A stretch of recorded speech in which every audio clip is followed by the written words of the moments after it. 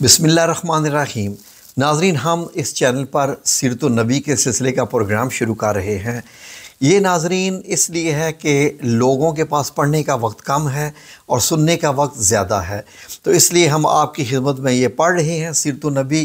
ناظرین، جس بندے نے بھی یہ مکمل سیرت النبی سن لی، یعنی نبی کریم صلی اللہ علیہ وآلہ وسلم کی حیات طیبہ کو پڑھ لیا، تمام واقعات، تمام تاریخ، یقیناً وہ ایک بہت اچھا مسلمان ہو جائے گا اور اس کو سب کچھ معلوم ہو جائے گا، وہ کسی معاملے میں کسی کا محتاج نہیں رہے گا۔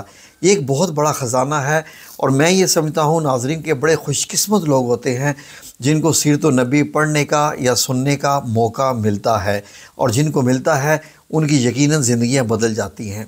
تو ہم اس کی ابتدا کر رہے ہیں آج کی اس ویڈیو سے۔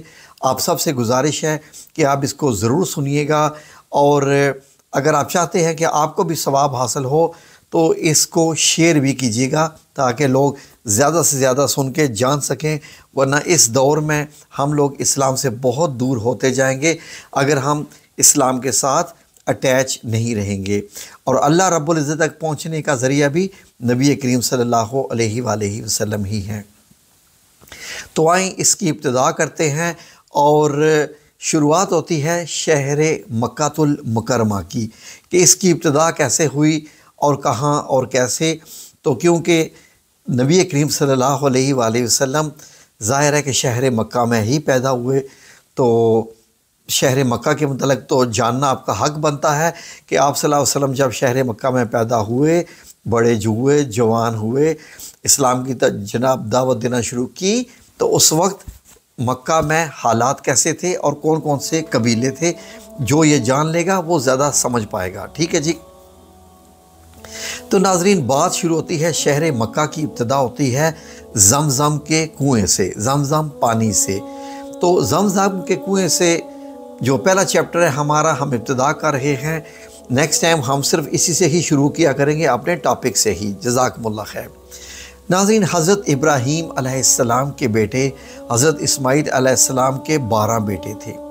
ان کی نسل اس قدر ہوئی کہ مکہ المکرمہ میں نہ سما سکی اور پورے حجاز میں پھیل گئی۔ حجاز اس سب سے بڑے ایریے کو کہتے تھے جو مکمل سعودی عربیہ، مڈل ایسٹ کی ریاستیں وغیرہ بھی سب کچھ اس میں شامل تھیں۔ ان کے ایک بیٹے قیدار کی اولاد میں عدنان پیدا ہوئے۔ عدنان کے بیٹے موعد اور پوتے کا نام نزار تھا۔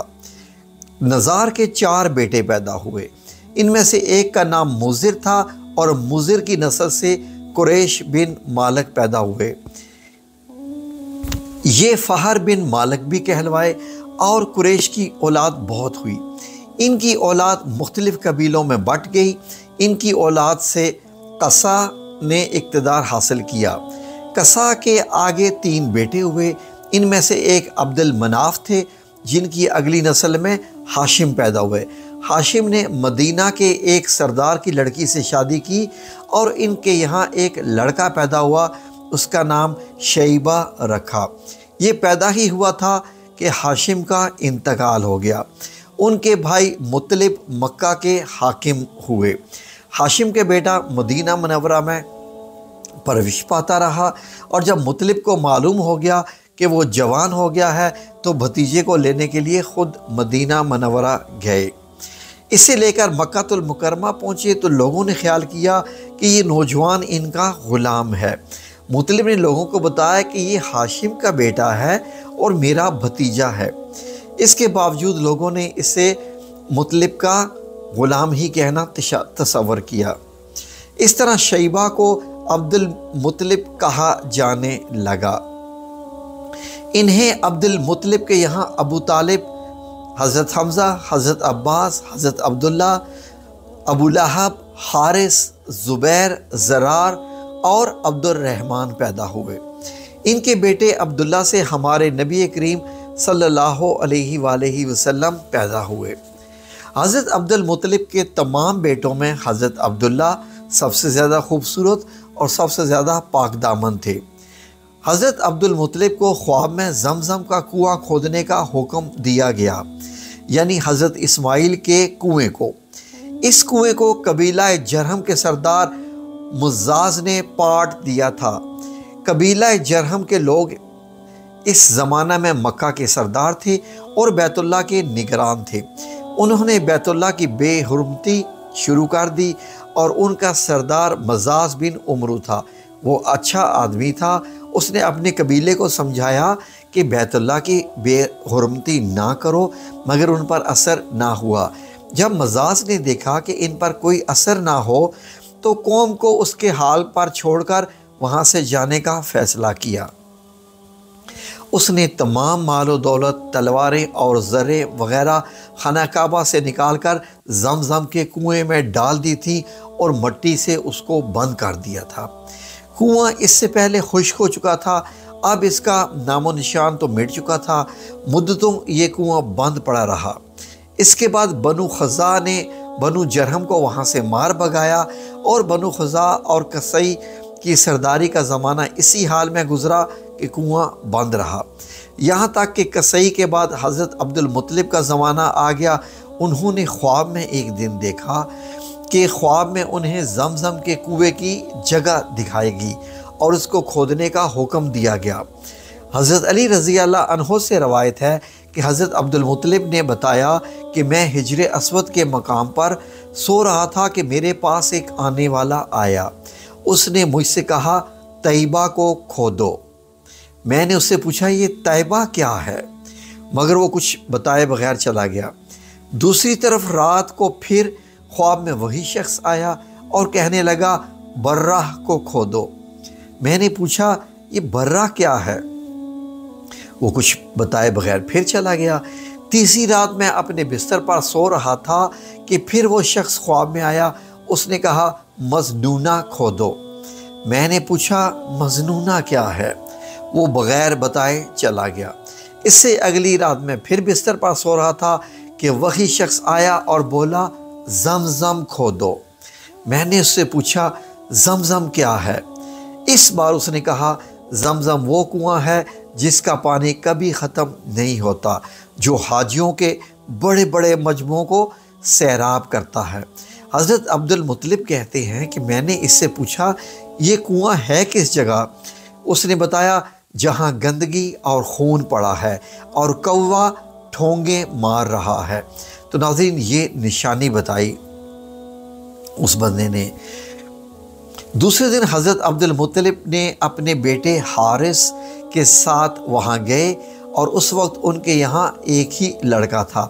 انہوں نے دیکھا کہ وہاں گندگی اور خون پڑا تھا اور ایک کوا ٹھونگے مار رہا تھا۔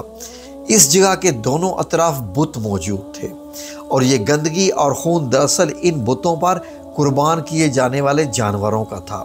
پوری نشانی مل گئی تو حضرت عبد المطلب کدال لے آئے اور کھدائی کے لیے تیار ہو گئے، لیکن اس وقت قریش وہاں آ پہنچے۔ انہوں نے کہا اللہ کی قسم ہم تمہیں یہ کھدائی نہیں کرنے دیں گے، تم ہمارے ان دونوں بتوں کے درمیان کنواں کھودنا چاہتے ہو جہاں ہم ان کے لیے قربانیاں کرتے ہیں۔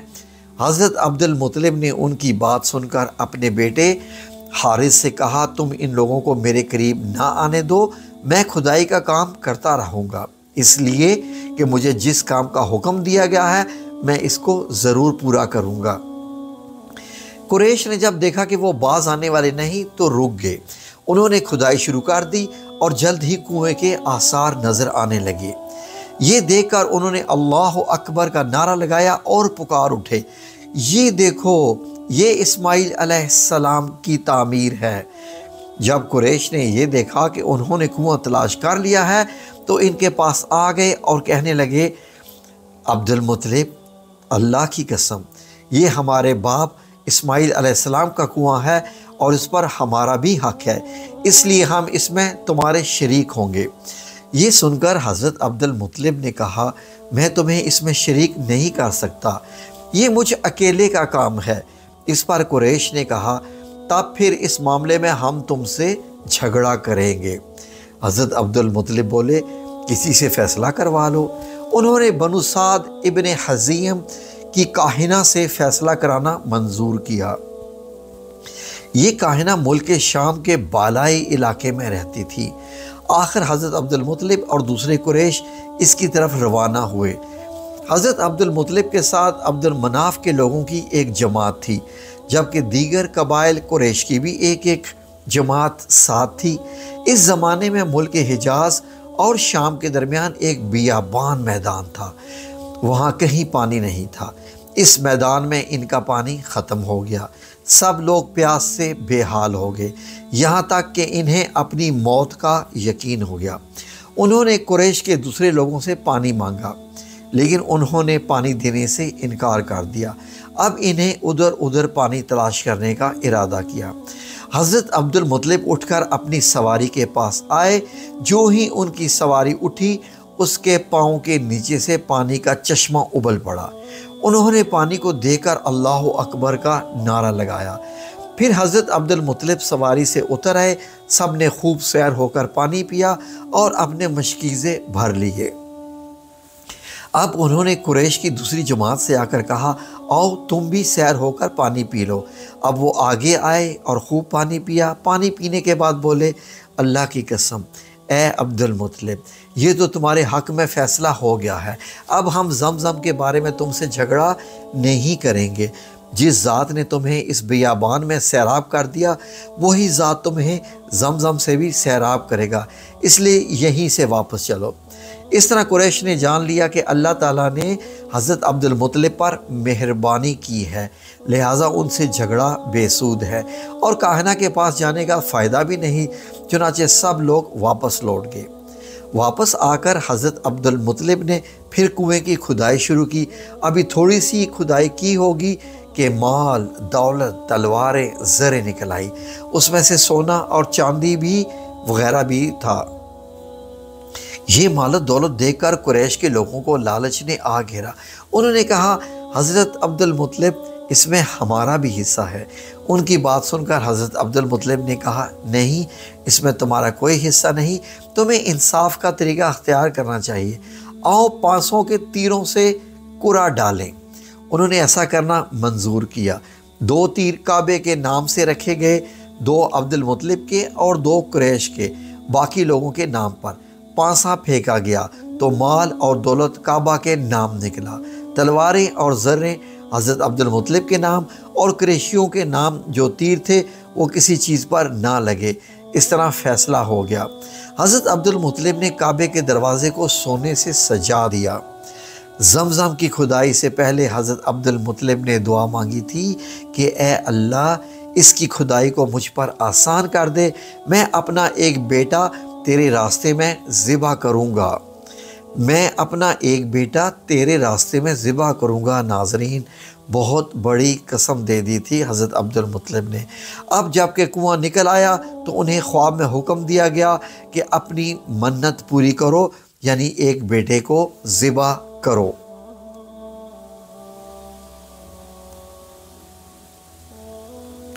ناظرین، حضرت عبد المطلب کو یہ حکم اس وقت دیا گیا، 100 اونٹوں کی قربانی کا قصہ ہے یہ ناظرین، کہ جب وہ اپنی منت بھول چکے تھے۔ پہلے خواب میں ان سے کہا گیا کہ منت پوری کرو۔ انہوں نے خواب میں ایک مینڈا ذبح کر کے غریبوں کو کھلا دیا۔ پھر خواب آیا، اس سے بڑی پیش کرو۔ اس مرتبہ انہوں نے ایک بیل کو ذبح کر دیا اور خواب میں پھر یہی کہا گیا کہ اس سے بھی بڑی قربانی پیش کرو۔ اب انہوں نے اونٹ ذبح کیا۔ پھر خواب آیا، اس سے بھی بڑی قربانی پیش کرو۔ تب کہا گیا، اپنے بیٹوں میں سے کسی کو ذبح کرو جیسا کہ تم نے منت مانی تھی۔ اب انہیں اپنی منت یاد آئی اور اپنے بیٹوں کو جمع کیا، ان سے منت کا ذکر کیا۔ سب کے سر جھک گئے، کون خود کو ذبح کرواتا۔ آخر کار حضرت عبداللہ بولے، ابا جان، آپ مجھے ذبح کر دیں۔ یہ سب سے چھوٹے تھے، سب سے خوبصورت تھے اور سب سے زیادہ محبت بھی حضرت عبد المطلب کو انہی سے تھی، لہٰذا انہوں نے قرعہ اندازی کرنے کا ارادہ کیا۔ تمام بیٹوں کے نام لکھ کر قرعہ ڈالا گیا۔ حضرت عبداللہ کا نام نکلا۔ اب انہوں نے چھری لی، حضرت عبداللہ کو بازو سے پکڑا اور انہیں ذبح کرنے کے لیے نیچے لٹا دیا۔ جو ہی باپ نے بیٹے کو لٹایا، حضرت عباس سے ضبط نہ ہو سکا، فوراً آگے بڑھے اور بھائی کو کھینچ لیا۔ اس وقت یہ خود بھی چھوٹے سے تھے۔ ادھر باپ نے حضرت عبداللہ کو کھینچا اور اس کھینچا تانی میں حضرت عبداللہ کے چہرے پر خراشیں بھی آ گئیں۔ ان خراشوں کے نشانات مرتے دم تک باقی رہے۔ اسی دوران بنو مخزوم کے لوگ آ گئے اور انہوں نے کہا آپ اس طرح بیٹے کو ذبح نہ کریں، اس کی ماں کی زندگی خراب ہو جائے گی، اپنے رب کو راضی کرنے کے لیے بیٹے کا فدیہ دے دیں۔ اب سوال یہ تھا کہ فدیہ کیا دیا جائے؟ اس کی ترکیب یہ بتائے گی کہ ایک کاغذ پر 10 اونٹ لکھے جائیں اور دوسرے پر عبداللہ کا نام لکھا جائے۔ اگر 10 اونٹ والی پرچی نکلے تو 10 اونٹ قربان کر دیے جائے، اگر عبداللہ والی پرچی نکلے تو 10 اونٹ کا اضافہ کر دیا جائے، پھر 20 اونٹ والی پرچی اور حضرت عبداللہ والی پرچی ڈالی جائے۔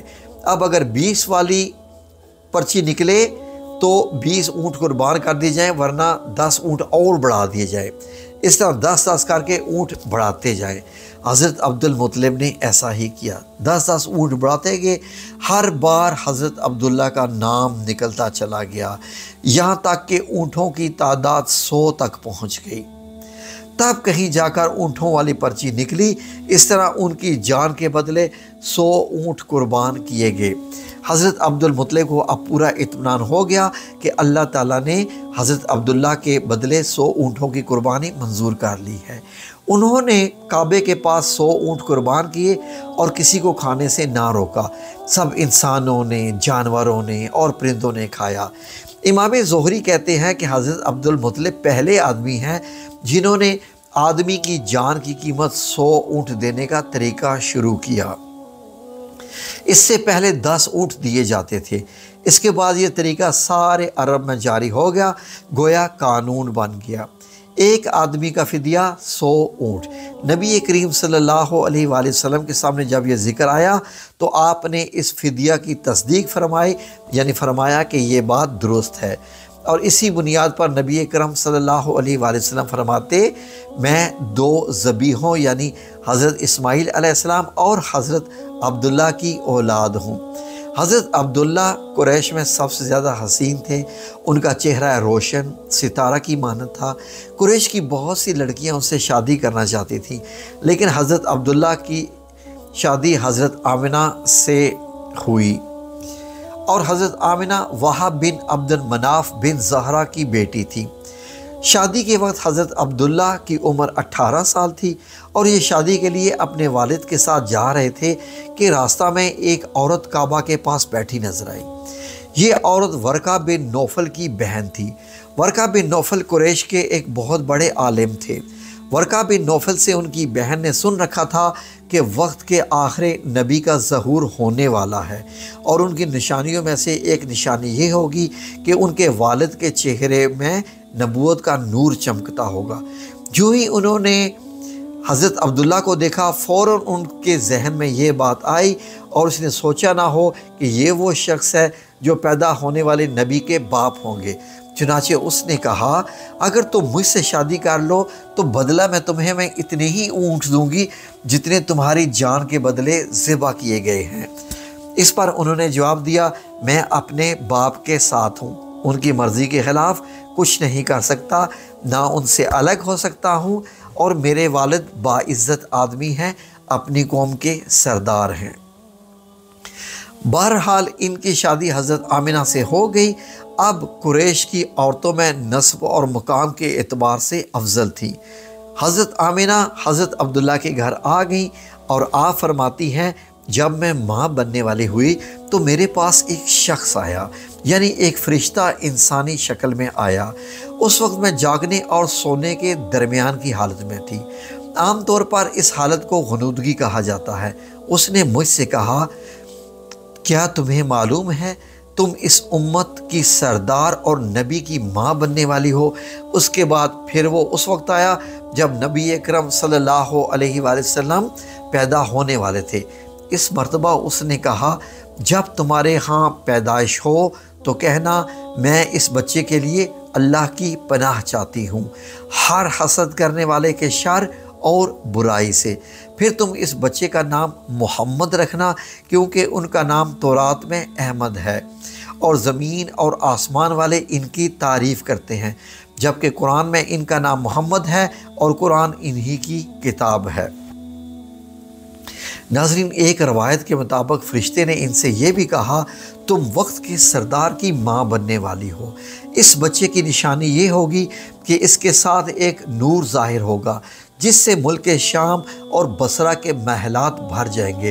جب وہ بچہ پیدا ہو جائے تو اس کا نام محمد رکھنا، کیونکہ تورات میں اس کا نام احمد ہے کہ آسمان اور زمین والے اس کی تعریف کرتے ہیں، اور انجیل میں ان کا نام احمد ہے کہ آسمان اور زمین والے ان کی تعریف کرتے ہیں، اور قرآن میں ان کا نام محمد ہے۔ حضرت عبداللہ کے چہرہ میں جو نور چمکتا تھا، شادی کے بعد وہ حضرت آمنہ رضی اللہ عنہا کے چہرے میں آ گیا تھا۔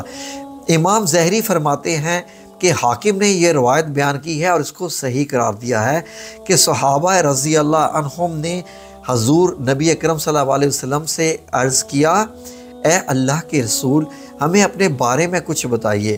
آپ صلی اللہ علیہ وسلم نے ارشاد فرمایا، میں اپنے باپ حضرت ابراہیم علیہ السلام کی دعا ہوں، اپنے بھائی عیسیٰ علیہ السلام کی بشارت ہوں اور خوشخبری ہوں، اور جب میں اپنی والدہ کے شکم میں آیا تو انہوں نے دیکھا گویا ان سے ایک نور ظاہر ہوا ہے جس سے ملک شام اور بصرہ کے محلات روشن ہو گئے ہیں۔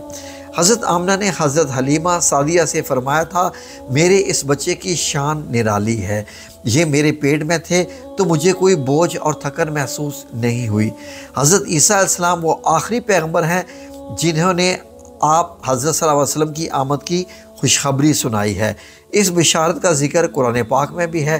سورہ صف میں اللہ تعالیٰ فرماتے ہیں، اور اسی طرح وہ وقت بھی قابل ذکر ہے جبکہ عیسیٰ ابن مریم نے فرمایا کہ اے بنی اسرائیل، میں تمہارے پاس اللہ کا بھیجا ہوا آیا ہوں کہ مجھ سے پہلے جو تورات آ چکی ہے میں اس کی تصدیق کرنے والا ہوں، اور میرے بعد جو ایک رسول آنے والے ہیں ان کا نام مبارک احمد ہوگا، اور میں ان کی بشارت بھی دینے والا ہوں۔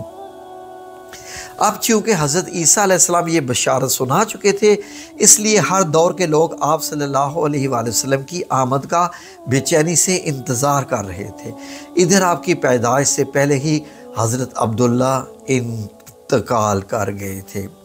سابقہ کتب میں آپ کی نبوت کی ایک علامت یہ بھی بتائی گئی ہے کہ آپ کے والد کا انتقال آپ کی ولادت سے پہلے ہو جائے گا۔ آپ کے والد کا انتقال آپ کی ولادت سے پہلے ہی ہو جائے گا، یہ بات تمام لوگ جانتے تھے۔ حضرت عبداللہ ایک تجارتی قافلے کے ساتھ تجارت کے لیے گئے تھے، اس دوران بیمار ہوئے، کمزور ہو کر واپس لوٹے۔ قافلہ مدینہ منورہ سے گزرا تو حضرت عبداللہ اپنی ننہال یعنی بنو نجار کے ہاں ٹھہرے، اور ان کی والدہ بنو نجار سے ہی تھیں۔ 1 ماہ تک بیمار رہے اور انتقال کر گئے، انہیں یہیں دفن کر دیا گیا۔ تجارتی قافلہ جب حضرت عبداللہ کے بغیر مکہ المکرمہ پہنچا اور حضرت عبد المطلب کو پتہ چلا کہ ان کے بیٹے حضرت عبداللہ بیمار ہو گئے ہیں اور مدینہ منورہ میں اپنے ننہال میں ہیں، تو انہیں لانے کے لیے حضرت عبد المطلب نے اپنے بیٹے حضرت زبیر کو بھیجا۔ جب یہ وہاں پہنچے تو حضرت عبداللہ کا انتقال ہو چکا تھا۔ مطلب یہ کہ آپ صلی اللہ علیہ وآلہ وسلم اس دنیا میں اپنے والد کی وفات کے چند ماہ بعد تشریف لائے۔ ناظرین، یہ پہلی قسط آپ نے سنی، دوسری قسط کے لیے انتظار کیجئے۔ انشاءاللہ باذن اللہ تعالی اللہ رب العزت ہم سب لوگوں کو نبی کریم صلی اللہ علیہ وآلہ وسلم کی زیارت بھی نصیب فرمائے، اور آپ صلی اللہ علیہ وسلم کی اسوائے حسنہ پر چلنے کی توفیق عطا فرمائے۔ آمین یا رب العالمین۔